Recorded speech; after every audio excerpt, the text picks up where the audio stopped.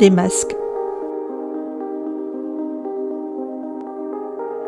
Pour s'amuser, par complicité, pour se transformer en héros, pour montrer ce que l'on aimerait être, pour se mettre dans la peau d'un personnage, pour faire la fête, en guise de message, pour séduire, entrer dans un jeu de séduction, pour se percevoir autrement, pour jouer un rôle différent, pour oser exprimer une partie de soi, pour s'offrir la liberté d'être ce que l'on n'ose pas dévoiler de soi, pour afficher des parties de soi que l'on préfère garder cachées, pour exprimer autrement ce que l'on ose dire avec des mots, pour s'affranchir de limites, pour se reconnaître,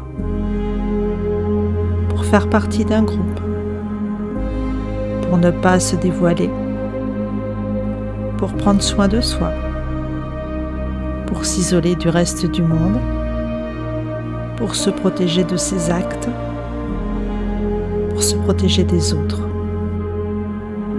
Ce sont des masques temporaires. Et puis, il y a ceux qui peuvent paraître moins visibles et que l'on porte constamment, consciemment ou non. Il nous arrive de cacher certaines de nos émotions pour éviter les questions, les explications, pour ne pas peiner l'autre, ne pas exposer nos faiblesses, nos peurs, nos déboires, nos démons personnels auxquels nous sommes confrontés. Alors on joue des rôles et l'on porte d'autres masques qui peuvent devenir très lourds. On espère oublier, se préserver.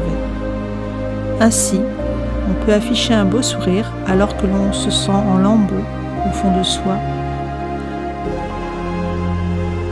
Le masque de la colère peut cacher une peur d'abandon. Il arrive que l'on présente comme image le personnage que l'on imagine que les autres attendent de nous, laissant ainsi de côté nos rêves.